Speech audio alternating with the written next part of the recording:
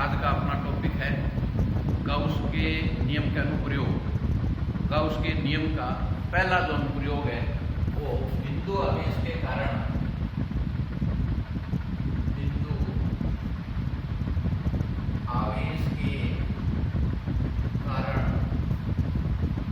किसी बिंदु पर विद्युत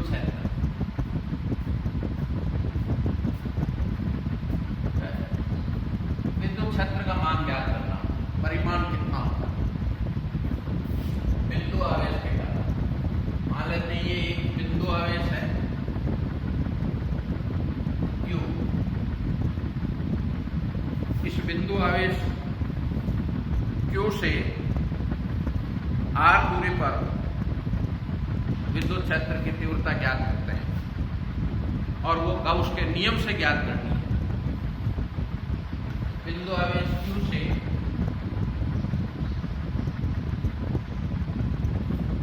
R दूरी पर विद्युत क्षेत्र की तीव्रता ज्ञात करने के लिए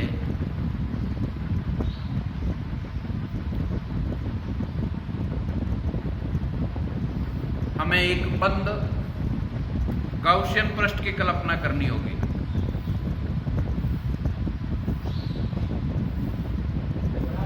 बंद गाउसियन पृष्ठ जो लेंगे कैसा भी हो सकता है, लेकिन हम एक वर्ताकार बंद पृष्ठ लेते हैं।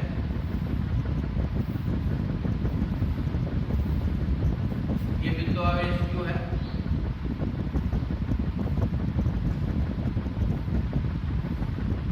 और यहाँ बिंदु P पर हम विद्युत क्षेत्र की तीव्रता ज्ञात करेंगे।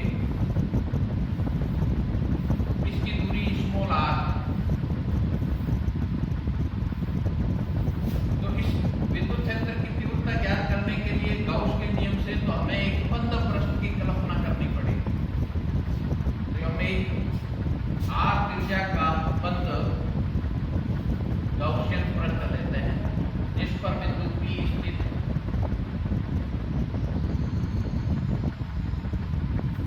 इस बिंदु पर विद्युत क्षेत्र की तीव्रता का मान ज्ञात करने के लिए, जो विद्युत फ्लक्स का मान ज्ञात करने के लिए कि यहाँ से कितना विद्युत फ्लक्स निर्गत हो रहा है, तो हमें इसे अनेक अल्पांशों से निर्मित मानते हैं कि ये जो बंद पृष्ठ है वो अनेक अल्पांशों से निर्मित है और जिसका क्षेत्रफल ds है। इस पृष्ठ पर ds और इस पृष्ठ से निर्गत विद्युत बल रेखाएं वो इस पृष्ठ के लंबवत होगी, तो विद्युत क्षेत्र की तीव्रता E भी इसी दिशा में होगी। E और ds दोनों एक ही दिशा में होंगे।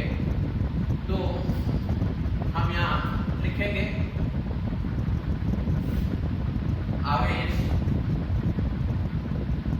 Q से R दूरी पर स्थित बिंदु P पर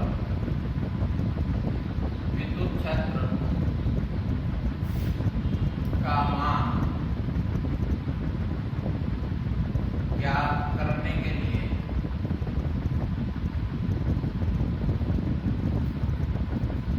एक स्मॉल r त्रिज्या की बंद गोलीय पृष्ठ की कल्पना करते हैं। या हम यूं लिख सकते हैं कि गाउसियन पृष्ठ लेते हैं।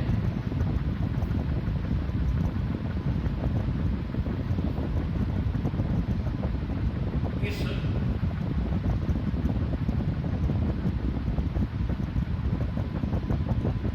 पृष्ठ से निर्गत विद्युत फ्लक्स का मान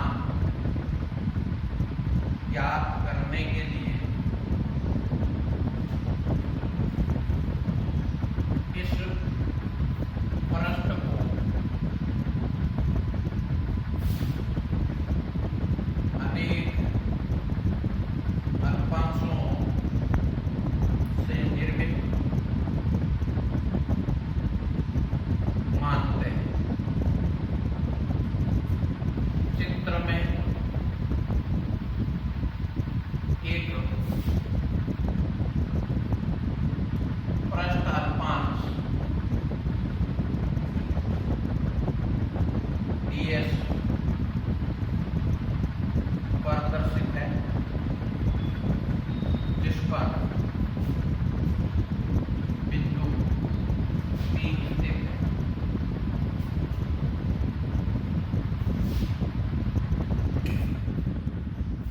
इस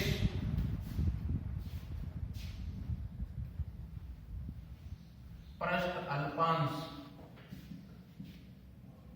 से निर्गत विद्युत flux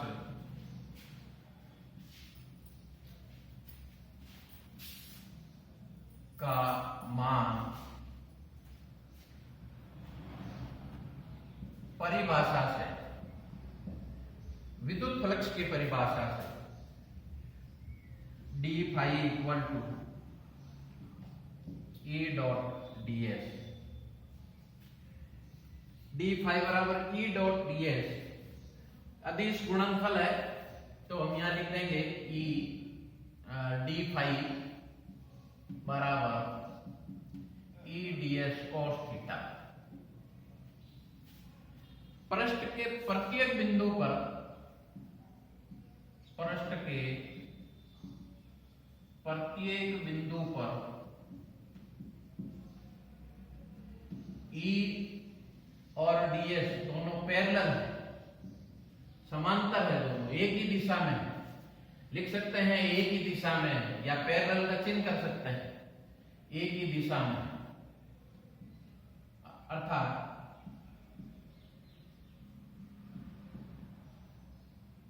theta equal to 0 degree और cos थीटा बराबर 1, क्योंकि cos 0 का मान 1 होता है।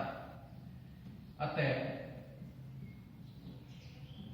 d phi बराबर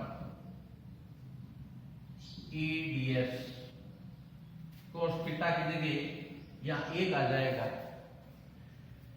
इसको हम ले देंगे, या हम लिखेंगे पूरे संपूर्ण बंद पृष्ठ से निर्गत विद्युत फ्लक्स, इस संपूर्ण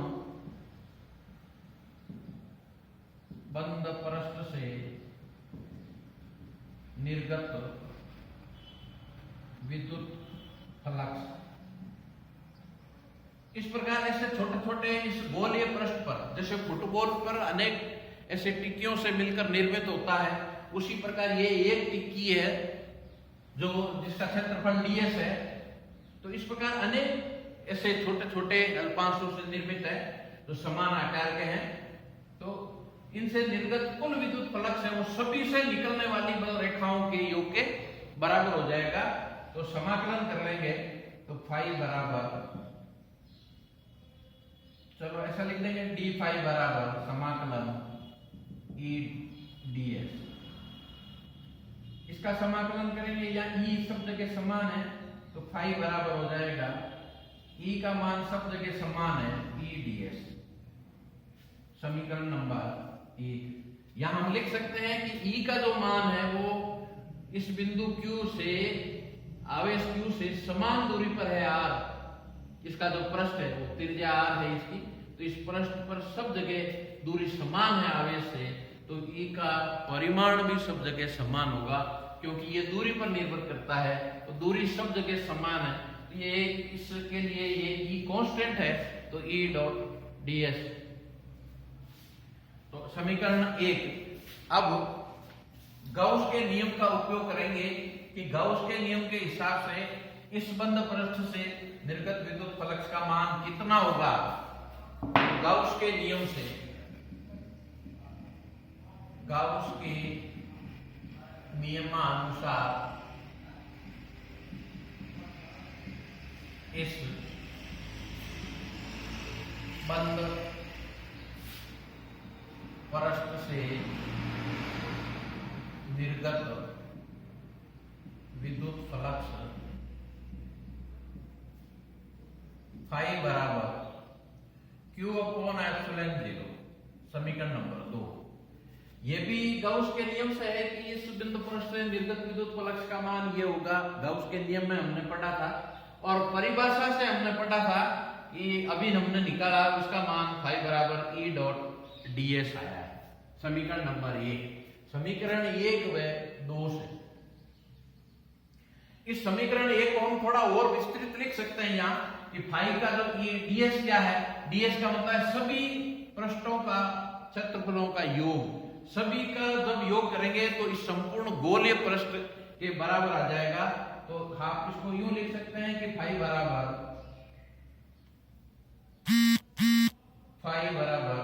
E 4 pi r स्क्वायर, ये गोलीय पृष्ठ का मान है। तो समीकरण नंबर 1 आप यहां लिख सकते हैं 1 को, तो समीकरण 1 व 2 से, समीकरण 1 व 2 से यानी E 4 pi r square equal to Q upon epsilon 0। E बराबर Q अपॉन 4 pi, तो यहाँ नीचे रख देंगे ये एप्सिलॉन 0 ये रहा, और r स्क्वायर, फिर लिख देंगे चूंकि 1 अपॉन 4 pi एप्सिलॉन 0 बराबर एक कांस्टेंट दिया था k, इसकी जगह हम k लिख देंगे, तो E बराबर KQ अपॉन r स्क्वायर। यही हमने पहले पढ़ा था कि बिंदु आवेश के कारण विद्युत क्षेत्र की तीव्रता का मान कूलाम के नियम से हमने पढ़ा था, तो ये बराबर KQ अपॉन r स्क्वायर आया। तो ये दूसरा ये हो गया कि गाउस के नियम से कूलाम के नियम की उत्पत्ति हो गई, क्योंकि विद्युत क्षेत्र की तीव्रता कूलाम के नियम से भी हमने पढ़ी थी बिंदु आवेश के कारण, तो KQ अपॉन r स्क्वायर थी, और इस नियम से भी, गाउस के नियम से भी हमने ये उत्पत्ति कर ली कि E बराबर KQ अपॉन r स्क्वायर। तो बिंदु आवेश के कारण गाउस के नियम से विद्युत क्षेत्र की तीव्रता का मान यही होता है। धन्यवाद। अगला नेक्स्ट टॉपिक अगले दिन करेंगे। धन्यवाद।